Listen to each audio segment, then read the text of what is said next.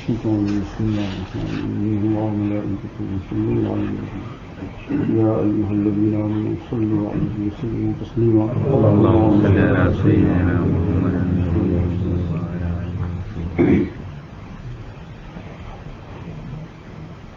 يا رب صل وسلم دائما على حبيبك خير خلقك الذي هو الحبيب الذي ترجى شفاعته وكل حول يهوى المحسن.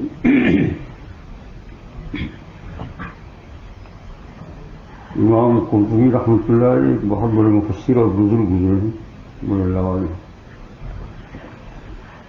انہوں نے ایک تفسیر لکھی ہے، تفسیر کا نام بھی ہے قرطبی، تفسیر قرطبی. اور یہ قرطبہ میں بیٹھ کر، وہاں کی مسجد قرطبہ بیٹھ کر یہ تفسیر لکھی تھی انہوں نے. یہ مسجد اسپین میں آئی، بہت بڑی، اب تو چلی گئی مسلمانوں کے ہاتھ سے. میں نے مسجد کی زیارت کی ہے، ابھی بھی اس کی محراب و منبر کے اوپر قرآن پاک کی آیتیں لکھی ہوئی ہیں. 2 رکعت نماز بھی پڑھ کر آیا وہاں. محراب اس کا جو ہے وہ بالکل یاد دلا رہا ہے، پرانے زمانے کی تحریر قرآن پاک کی آیتیں ہیں. تو یہاں بیٹھ کے انہوں نے یہ تفسیر لکھی تھی اس مسجد میں ایک جگہ پر. اس کا نام ہے تفسیر قرطبی، اور وہ کئی جلدوں میں یعنی کئی والیوم میں ہے. میرے پاس یہ وہ تفسیر. تو اس تفسیر کی جو ہے وہ 4 والیوم میں یعنی 4 جلد میں انہوں نے کسی آیت کی تفسیر کرتے ہوئے حضرت لقمان حکیم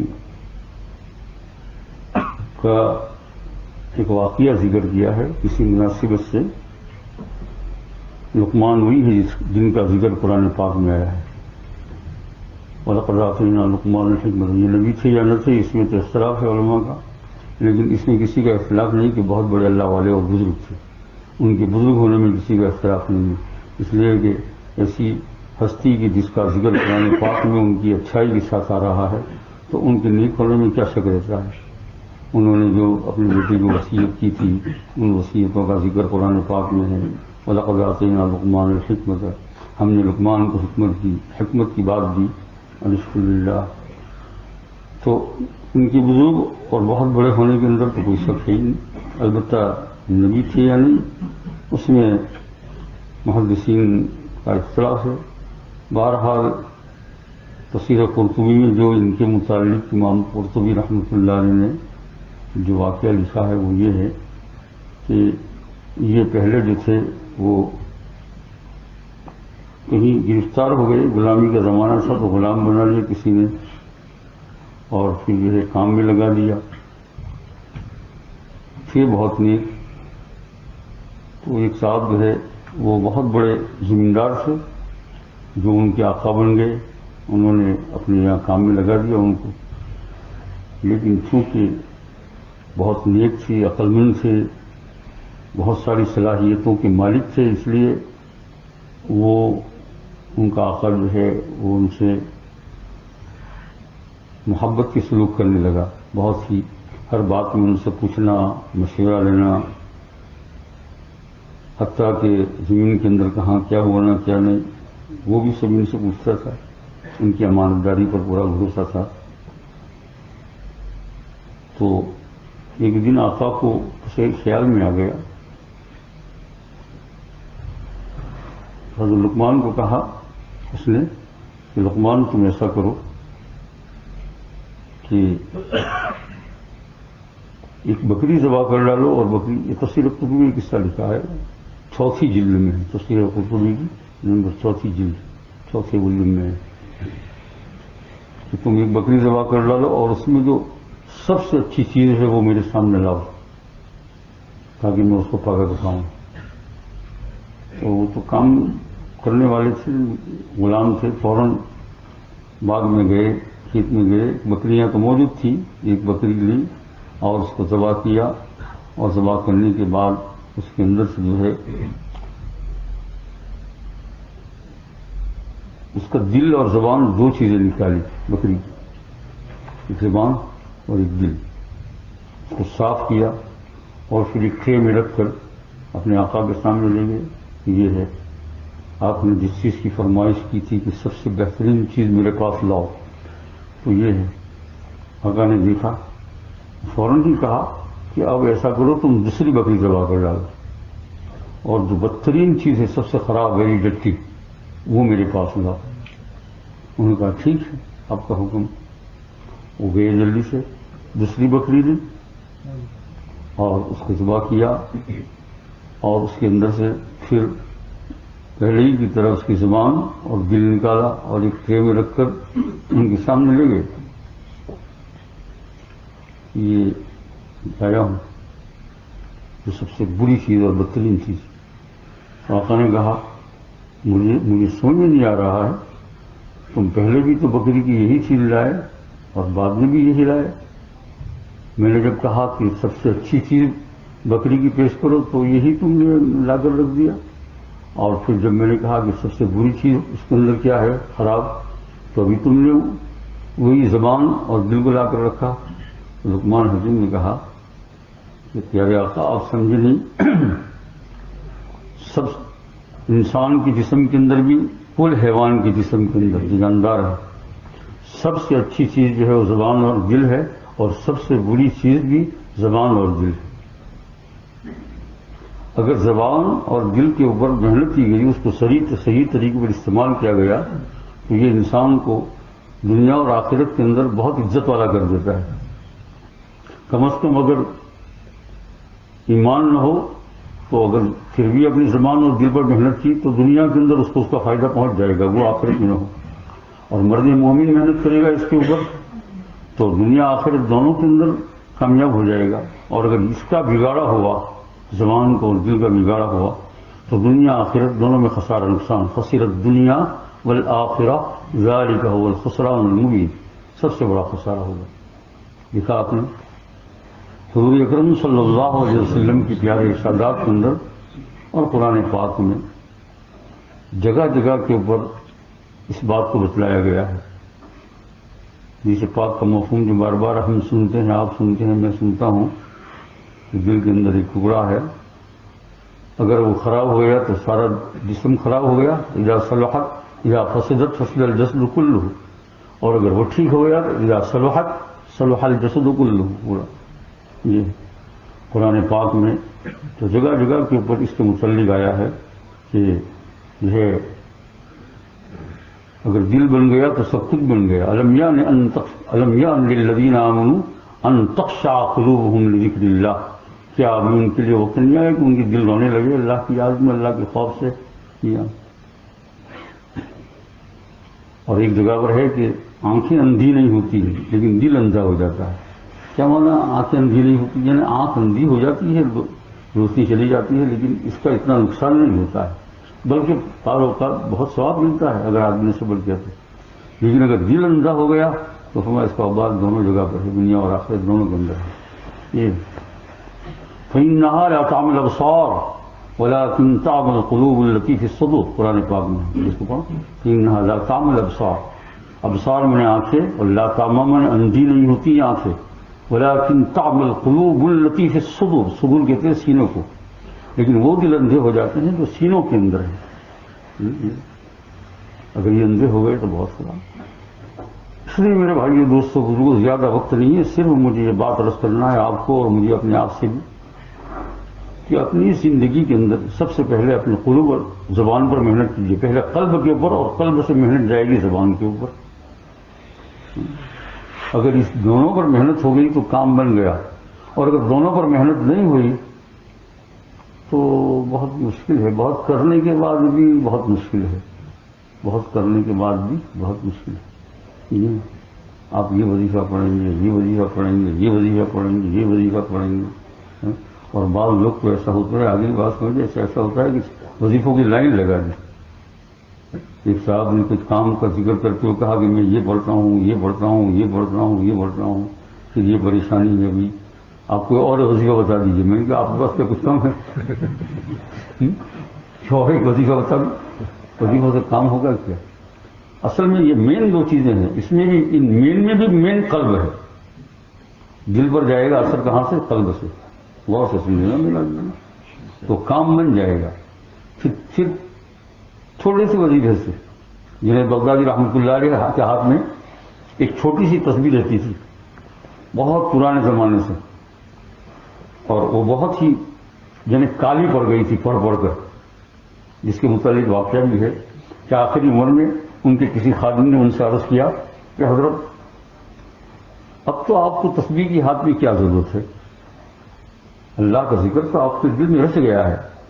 انہوں نے کہا ارے بندے خدا، یہ جس تسبیح نے اس ذکر کو رچایا ہے اس کو میں نہیں چھوڑوں گا، اس کے ذریعے سے میرا کام بنا ہے، تو میری دوست ہے.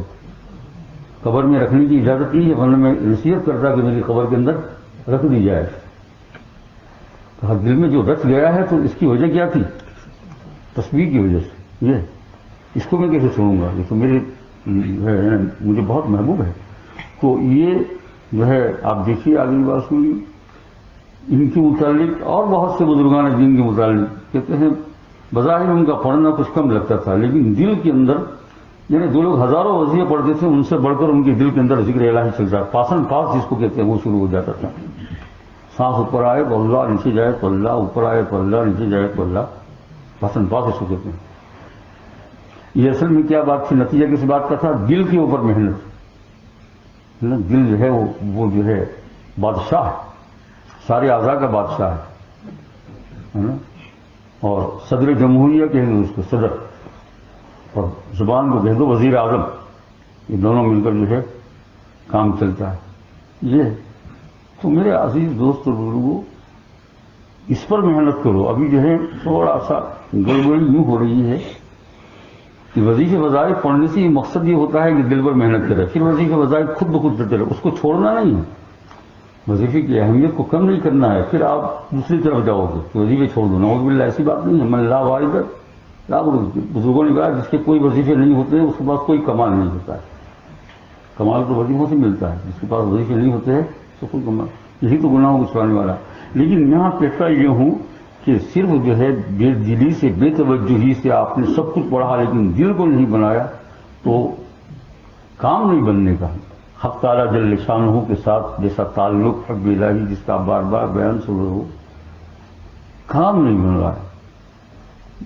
آج ہی ایک نوجوان کو باہر سے آئے تھے، پتہ نہیں آگے واسطے نے، تو جہاں کچھ شادی سے نکلا تھا تو اس کے بعد انہوں نے ملاقات کی نوجوان سے. تو کہا آپ سے ملاقات کی خواہش تھی. میں نے کہا پوری ہو گئی. ٹھیک، یہ آج کل اس زمانے بات کرنے کا بھی ایسا انداز ہوتا ہے. یہ حضرت رحمۃ اللہ علیہ، اللہ تعالیٰ ان کو خوب یہ حضرت فرمائے، بڑی اچھی اچھی باتیں کہہ گئے ہیں. یہ جو حضرت ثانوی نے فرمایا مطلب یہ کہتے ہیں میں اندر آ سکتا ہوں، آپ یہ کر سکتے ہیں. کیا یہ سکتے کہاں سے لیا ہے؟ تو یہ غیر قوم سے لیا ہے. ایک قوم نے اپنے نبی سے سوال کیا کہ کیا آپ کا رب ہمارے لیے آسمان سے دسترخوان اتروا سکتا ہے؟ آپ اپنے رب سے دسترخوان اتار سکتے ہیں؟ فرمایا وہی قوم آج سکنے پر زیادہ ہے. اور ہم بھی پیچھے پیچھے چلنے لگ گئے آگے ہر چیز میں. یہ سکتا ہوں یہ، اور بہت ساری بات کرنے کے بعد، تکلیف دینے کے بعد کتنے معاف کرنا آپ کو ڈسٹرب کیا. اب کھنجر تو مار دیا، اب معافی مانگتی کیا سوال ہے نا. یعنی اگر مان لو کہ تکلیف پہنچانا ہے تو پہنچا دی 15-20-25 منٹ تک بلا خبر کیے ہوئے اور بلا کچھ پوچھے ہوئے ہے نا. پھر اس کے بعد کہتے ہیں کہ معاف کرنا ڈسٹرب کیا آپ کو. اب کیا کہیں اس کو. میں تو بعض لوگ کہتا ہوں کہ بھائی یہ تو سوال بعد میں رہے گا، آپ ملیں گے تو معافی کرنا، مطلب چوک دیتا ہے ایک دم. تو یہ اصل میں سارے آداب ہے. خان رحمۃ اللہ علیہ عرض کر رہا تھا کہ جو ہے کیا کہہ رہا تھا سبھی کی، ہاں نوجوان، انہوں نے بھی اسی انداز سے بات کی. میں نے کہا خواہش تو پوری ہو گئی آپ کی ملاقات. کہا نہیں اصل میں مجھے ایک بات پوچھنا ہے. میں نے اسے گئی ہے، نہیں کون ملاقات کرتا ہے. انہوں نے کہا نوجوان تھے بالکل، تو کہا کہ میری بیوی بھائی دیکھو باہر کا آدمی تھا. کہاں کا تھا؟ تاکہ آپ لوگ مطالعہ چھڑا کر نہ کرنا شروع کر دیں. یہاں ہے بھی نہیں اس وقت، وہ چلے بھی گئے باہر چائے کسی جگہ پر چائے تھے یہ ہے۔ اور میں نے ان کو پوچھا کہ آپ کہاں رہتے ہیں، تو انہوں نے ایک شہر کا نام بتایا۔ آپ کہیں گے ہم کو بتا دو، ضرورت نہیں ہے، تو ہے بھی نہیں، اس لیے آپ مطالعہ نہیں کرنا، اس میں وقت خرچ نہیں کرنا۔ تو کہا کہ اور ماشاءاللہ متشرع نوجوان، یعنی شریعت کے مطابق لباس ہے، داڑھی ہے، حتیٰ کہ بال تک بھی شریعت کے مطابق دل سے بال رکھتے ہیں، دیندار آدمی ہے، اللہ تعالیٰ ان کے دین میں برکت عطا فرمائے۔ لیکن ان کی جو سب سے بڑی پریشانی تھی، انہوں نے یہ کہا کہ میں نے شادی کی چند سال ہوئے، میری بیوی اچھی خاصی نماز پڑھنے والی، روزہ رکھنے والی، سب کچھ یہ کرنے والی وہ کرنے والی، ایمان کی پختہ یہ وہ سب کچھ، لیکن ابھی کچھ عرصہ ہو رہا ہے وہ ٹی وی بھی نہیں دیکھتی تھی، لیکن ابھی کچھ عرصہ ہوا ہے وہ ٹی وی لے کر بیٹھ گئی، اور بس مجھ سے ذرا تھوڑا یہ ہے۔ میں نے کہا آپ نے اس کو پوچھا کیوں نہیں؟ پوچھو کوئی دوسری شادی کرنا ہے؟ پوچھا کیوں نہیں؟ میں نے کہا، میں سیدھی سیدھی بات کی ان سے، تو کہا کہ ہاں میں نے پوچھا، میں وجہ آپ کو بتا دوں۔ میں نے کہا وہی تو بتاؤ نا، وہی تو میں جاننا چاہتا ہوں یہ، کیونکہ تم پہلے میرے پاس نہیں ہو، تمہاری لائن کے کئی آدمی ہیں، وہ مرض تمہارے اندر بھی ہوگا، اس لیے میں نے کہا کیا وہ بتاؤ۔ تو انہوں نے کہا کہ میں فلاں جگہ کے اوپر جو ہے کسی بیت ہوں، اور پھر کہتے ہیں کہ میں اورات پڑھتا ہوں، صبح میں یہ، شام کو یہ، دوپہر کو یہ، آگے کی بات نہیں، اتنا اتنا پڑھتا ہوں، اتنا اتنا پڑھتا ہوں، اتنا اتنا پڑھتا ہوں، یہ پڑھتا ہوں، وہ پڑھتا ہوں، وہ پڑھتا ہوں۔ آگے مجھے اپنی بیوی کے پاس بیٹھنے کا موقع نہیں ملتا ہے، تو انہوں نے کہا جب تم پارٹی نہیں دیتے ہو تو میں ٹی وی سے پارٹی لیتی ہوں، کیونکہ پھر میں کوئی غیر محرم کے پاس تو تھوڑی جاؤں۔ تو میں نے کہا بتاؤ اب قصور تمہارا ہے یا ان کا ہے؟ تم شریعت کو سمجھے ہی نہیں، تم نے اپنے دل پر پہلے محنت نہیں کی، اگر تم دل پر محنت کر لیتے، میں نے صاف کہا، تم ہوندے چلے۔ میں نے کہا قصور تمہارا ہے، بیوی کا نہیں ہے، قصور تمہارا نہیں ہے۔ ایک تو یہ ہے کہ ہم کو معلوم، لیکن جب معلوم ہو گیا کہ بیوی ایسا کہہ رہی ہے، تو میں نے کہا تم تمہارے وظیفوں کو لے کر ان کے پاس جا کر پڑھو، بیٹھ کر پڑھو۔ حضور صلی اللہ علیہ وسلم ماؤں کے پاس بیٹھتے تھے، ذکر کرتے تھے بالکل، اور پڑھتے جاتے بھی تھے اور بات بھی کرتے جاتے تھے، ہماری طرح نہیں کہ جو ہے پڑھتے جاتے ہیں مناجات مقبول اور عجیب انداز لائے کہاں سے یہ ساری باتیں؟ کون سی کتاب میں دیکھی؟ تو کون سی وظائف میں دیکھی تم نے؟ صرف نماز میں بولنا ناجائز ہے، اور نماز کے علاوہ تم وظیفے میں ایسا کرتے ہو تو تم نے بدعت کی نا، ارے بدعت ہی تو کی نا۔ قرآن پاک کی تلاوت کے وقت بھی بات کرنا جائز ہے، اس شرط کے ساتھ کہ ضرورت پڑے قرآن پاک کو بند کر دو تھوڑی دیر کے لیے، نشان رکھ لو، اور جو بات کرے ان کے ساتھ کیا کر لو، بات کر لو اچھی طریقے سے، پھر کھولو اعوذ باللہ من الشیطان الرجیم بسم اللہ الرحمن الرحیم، پھر شروع کرو۔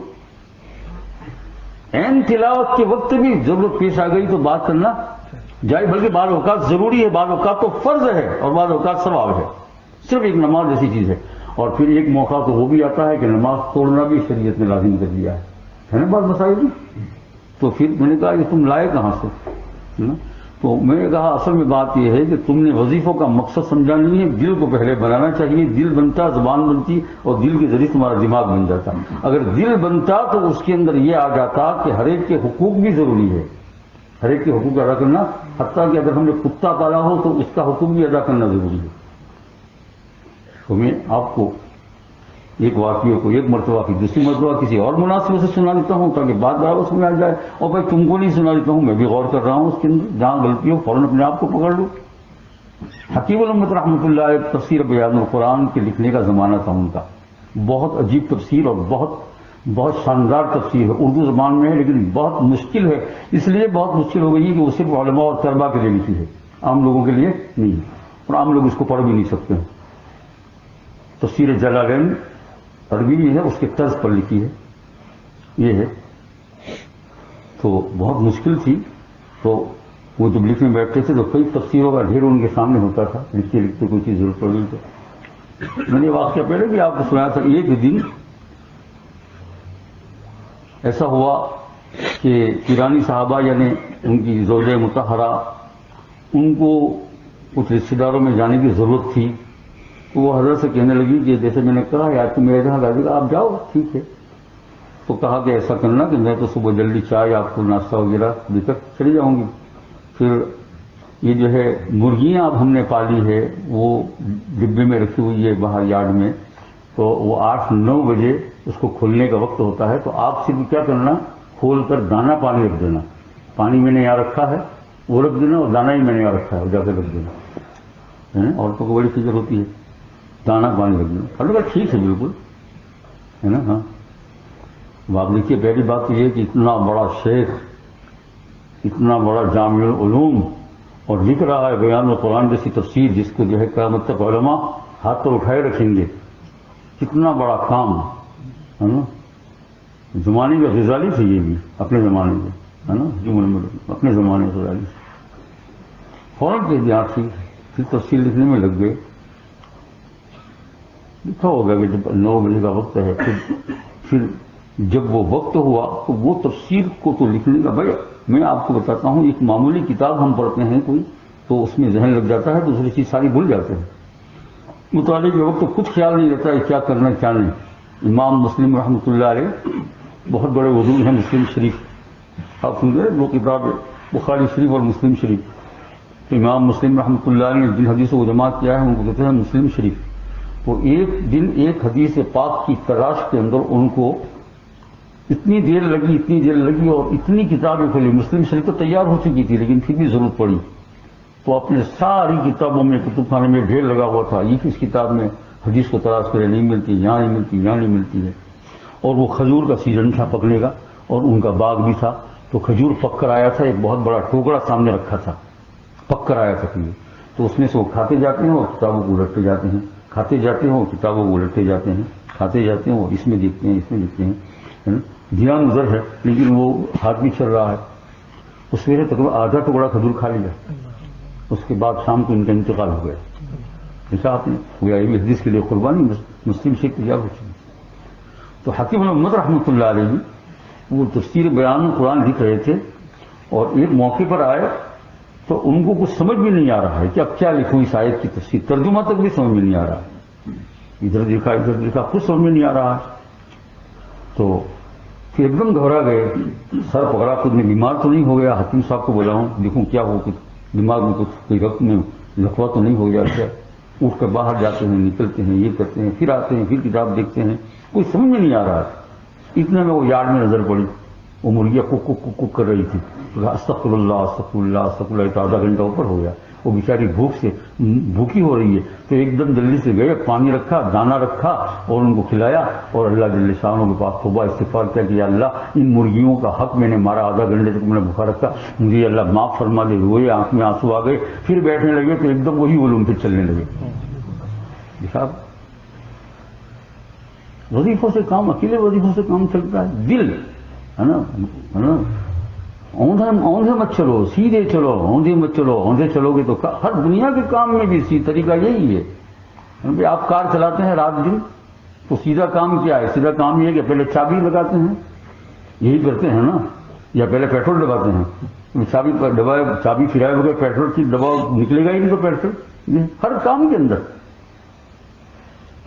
تو یہ ہے نا یہاں بھی ہے نا. ابھی کوئی آدمی جو ہے اوپر, یہاں سے اوپر جانا چاہتا ہے اس کے اوپر, تو وہاں سامنے اسٹیپ ہے, دروازہ کھول کر اسٹیپ سے چلے جاؤ, آپ آدھے 30 سیکنڈ میں اوپر پہنچ جاؤ گے. اور دوسرا آدمی یہ کوشش کرتا ہے کہ یہاں ونڈو کے اوپر سے چڑھ کر اوپر ایسا کوشش کرتا ہے. 2 گھنٹے ہوگا تو بھی نہیں چڑھ سکے گا, اور کبھی گرے گا تو مر بھی جائے گا, اور کبھی چڑھ بھی جائے گا تو تھک جائے گا. طریقہ اس کا وہی ہے آدھی منٹ میں چڑھنے کا. تو ہر چیز کا طریقہ ہوتا ہے. دلوں کو بناؤ پہلے, اور پھر یہ کام جاری رکھو, پھر یہ کام بہت خوبی کے ساتھ چلے گا. تو وہ نوجوان ہے نا, انہوں نے ان کو میں نے سمجھایا کہ غلطی آپ کی ہے, آپ اپنی اصلاح کرو, درستگی کرو. اور میں نے کہا آپ اپنے شیخ کے پاس جاؤ, شیخ کا قصور نہیں ہے. ان کو آپ نے بتایا نہیں ہے. میں نے پوچھا بتایا گا نہیں, بتایا جاؤ ان کو بتاؤ, لکھو, اور لکھنے کے بعد ان سے کہو کہ میں یہ کرتا ہوں, انشاءاللہ تعالی وہ ایسے ہی جواب دیں گے آپ کو.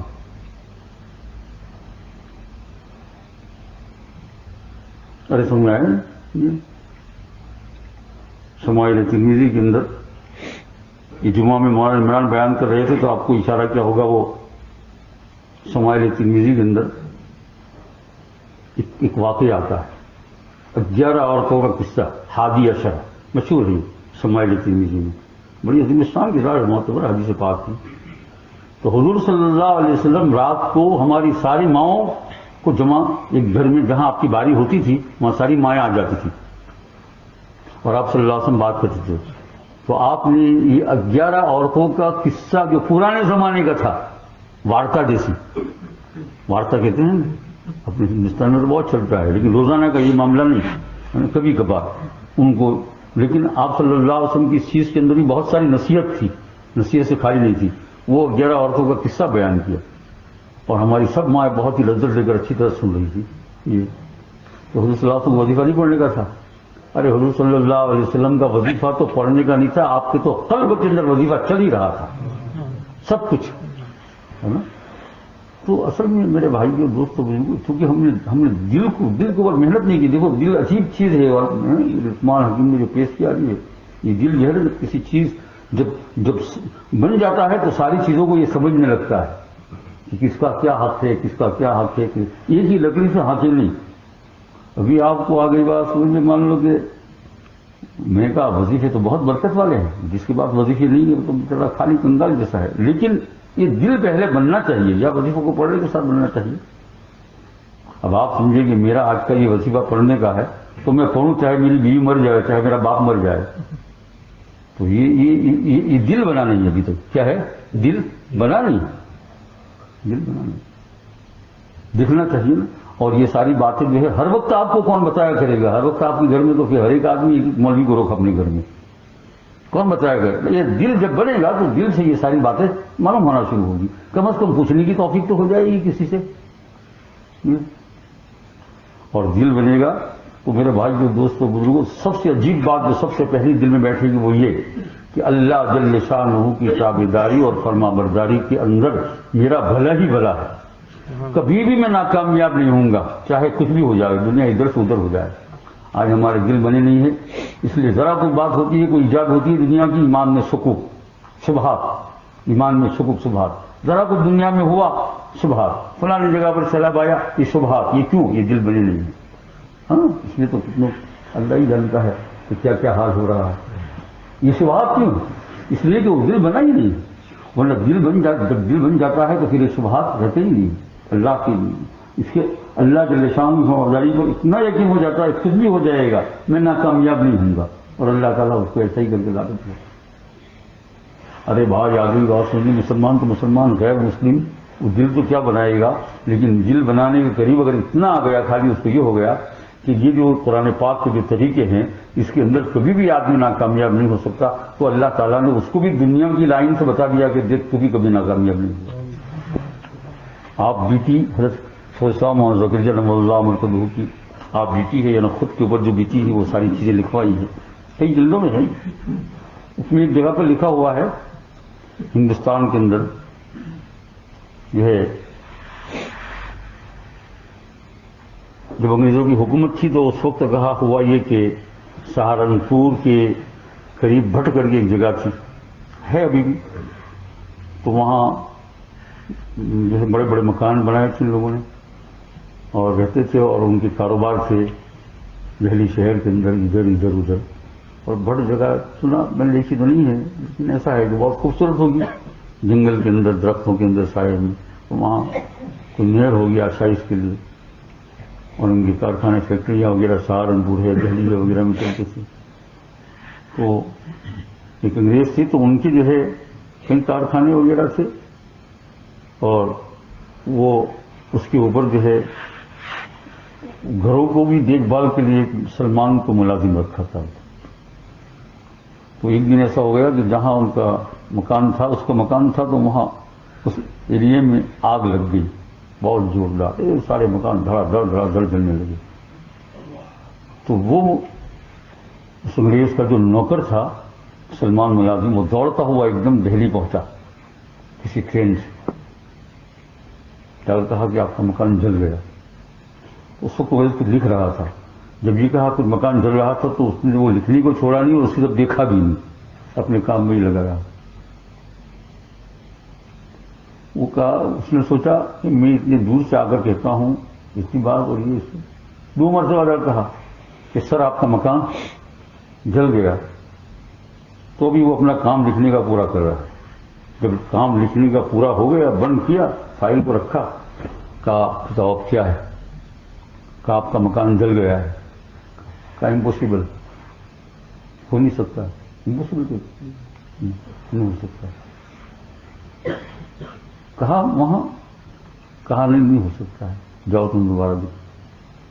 یہ بیچارہ گھبرایا. وہاں اگر دیکھا تو واقعی بہت سارے مکان جل گئے تھے، لیکن اس کا مکان نہیں جلا تھا. اس کا مکان، اس انگریز کا مکان نہیں جلا. اور اس نے یہ کہہ دیا اس مسلمان ملازم کو میں نے قرآن پاک میں پڑھا ہے، اور پھر میں نے قرآن پاک سے معلوم کیا ہے کہ جو لوگ اپنے مال کی زکات دیتے ہیں ان کا مال تباہ نہیں ہوتا ہے. تو میں مسلمانوں کے طریق پر ہر سال اتنی زکات غریبوں کو دے دیتا ہوں. دیکھا آپ نے؟ ایک غیر مسلم نے بھی یقین کیا تو اللہ نے اس کو دنیا کے اندر دے دیا. ہمارا اس میں دل کا غیر مسلم بھی اگر دل بنائے ایک لائن سے وہ وہاں تک جنت، اور اس کی تو اور بات ہے، تو کام بن جاتا. تو اگر مسلمان اپنا دل بنا لے، اس دل میں پہلی بات کیا آتی ہے کہ اللہ کی فرما برداری کے اندر انشاءاللہ کبھی ناکامی نہیں ہے. بیمار ہوگا، ٹی بی ہوگی، کینسر ہوگی، سب کچھ ہوگا، لیکن ناکامیابی نہیں ہوگی. کامیابی کامیابی ہوگی. آج سب سے بڑی اس کی ضرورت ہے. سرکار دو عالم صلی اللہ علیہ وسلم سے بڑی تاکید فرمائی یہ. اور جو وظیفے وظائف بغیر دل بنا ہوئے پڑھتے ہیں تو ان کا ایک بات یہ بھی ہے کہ یہ وظیفے وظائف زیادہ دیر پا نہیں رہتے ہیں. کچھ دن چلتے ہیں، اس کے بعد فنش. یا 5 دن پڑھتے ہیں، 2 دن نہیں پڑھتے ہیں، 3 دن پڑھتے ہیں، 1 دن نہیں پڑھتے ہیں، کیونکہ دل بنا نہیں ہے. کیونکہ دل کے اندر جب ایک چیز یہ آ جاتی ہے کہ خدا کی فرما برداری کے اندر مجھے ہر حال کے اندر کامیابی ہے، تو اس کا معنی استقامت ہو گیا. اب استقامت ایسا ہو گیا، خدا تعالیٰ اگر 100 سال کی بھی عمر دے گا تو اپنی استقامت سے ہٹے گا نہیں. ہر حال کے اندر اس کو ادا کرے گا، سوائے ایسی مجبوری کے جس میں کر نہیں سکتا ہے. کر نہیں سکتا، مثلا جماعت کے ساتھ نماز چالو ہے، لیکن اگر ایسا بیمار ہو گیا کہ اب اس کا پاؤں بھی نہیں چل رہا ہے زمین پر، تو حضور صلی اللہ علیہ وسلم گھر پر نماز پڑھی. تو وہ بات اور ہے. لیکن کبھی بھی تھوڑے تھوڑے آزار کے اندر جب دل نہیں بنا ہے، تھوڑے تھوڑے آزار کے اندر کبھی اس معمول کو چھوڑے گا، کبھی اس معمول کو چھوڑے گا، تو وہ اوراد اور وظائف بھی اس کو کچھ کام نہیں دیں گے. کیونکہ اوراد اور وظائف سے انسان کے قلوب کے اندر نورانیت تب پیدا ہوتی ہے جبکہ یہ مسلسل ہو. مسلسل نہیں ہو تو اس لیے تو سرکار دو عالم صلی اللہ علیہ وسلم گرامی ہے، احب الاعمال قال رسول اللہ صلی اللہ علیہ وسلم احب الاعمال الی اللہ ادوم وان قل کما قال علیہ الصلوۃ والسلام. اللہ کو پیارے وہ وظائف ہے کہ جو ہمیشہ ہو، اگرچہ وہ کم ہو. تو دل نہیں بنا ہے تو یہ بھی نہیں. 4 دن پڑھا، 2 دن نہیں پڑھا، 1 دن پڑھا، 3 دن نہیں پڑھا، کچھ دن جماعت کے ساتھ نماز پڑھ لی پھر چھوڑ دی، کچھ دن کیا پھر چھوڑ دیا، اور اس میں کام بنتا نہیں. ایک دعا وظیفے کے طور پر اگر آپ 40 سال تک پڑھو گے تو وہ آپ کے اندر کرامت تک پیدا کرے گی. ہاں بالکل، میں جھوٹ نہیں کہتا ہوں، کرامت تک گو وہ کرامت کو کوئی ظاہر نہیں کرے گا، کیونکہ جس کے اندر کرامت ہوتی ہے وہ اپنی کرامت کو ظاہر کرنا بہت بڑی عیب سمجھتا ہے، اپنی بہت بڑی عیب سمجھتا ہے یہ. اور جو ظاہر کرنا چاہتا ہے تو اس کو اللہ دیتا بھی نہیں. ایک وظیفہ اگر 40 سال تک آپ، یہ ہے دل کا بننا. تو میرے پیارے دوستوں بزرگوں آگے باتوں میں بس اسی پر کوئی تھوڑی سی بات عرض کرنی تھی. اپنے دلوں پر محنت کرو، خوب محنت کرو، خوب محنت کرو. اس کے طریقے کئی بار میں نے بتائے ہیں. اس میں یہ ہے کہ پہلے تو ایک چیز یہ طے کر لو کہ میں خدا کی فرمانبرداری کے اندر کبھی ناکامیاب ہو ہی نہیں سکتا. تو اب ہر وقت اسی میں لگے رہو، ہر وقت اسی میں لگے رہو. یہ اور پھر دوسری نمبر کی بات یہ بتائی کہ استقامت پیدا کرو. کیا کرو؟ استقامت ہمیشہ کی. انشاءاللہ دیکھیں گے آپ. ارے استقامت کا نتیجہ تو اللہ تعالیٰ سال بھر میں دے دیتا ہے. تو 40 سال تو میں نے بہت دور کی بات کی، سال بھر میں اللہ تعالیٰ استقامت دیتا ہے. اور پھر جب دل بنے گا تو پھر ساری باتیں کیا کرنی ہے اور کیا نہیں کرنا ہے وہ بھی کیا جائے گی، سمجھ میں آ جائے گی. حق تعالیٰ جل شانہ آپ کو مجھے توفیق عطا فرمائے. ان چیزوں کو یاد رکھیں کہ انشاءاللہ بہت زیادہ کہنا بھی نہیں پڑے گا. جب دل بن جائے گا تو پھر کام خود بخود ہی بننا شروع ہو جائیں گے. پھر نہ اوراد چھوٹیں گے، نہ وظیفے چھوٹیں گے، نہ نمازیں چھوٹے گی، نہ جماعت چھوٹے گی، الا یہ کہ سخت عذر اور مجبوری ہو تو اور بات. لگاؤ پیدا ہو جائے گا، ایک قسم تربیت ثانیہ پیدا ہو جائے گی. اللہ توفیق، اللہ تعالیٰ توفیق عطا فرمائے. آئندہ ہفتے سے انشاءاللہ آئندہ جمعرات ہے نا، جمعرات سے اب یہ مجلس جو ہے ہوا کرے گی مغرب کی بات. ٹھیک ہے نا؟ بڑبڑ نہیں. ٹھیک ہے. آئندہ جمعرات کو جو ہے نا وہ 47 ہے. کتنے بچے 47؟ 12 بج کر. آج کتنی تھی؟ نہیں 47 نہیں 40. آج 4 تھا. 40 کل 46 ہے. 57 دیکھ لو نا یہ سب دیکھ لو نا. آج کل 47 ہے، پھر 2 منٹ 3 منٹ کرتے ہیں.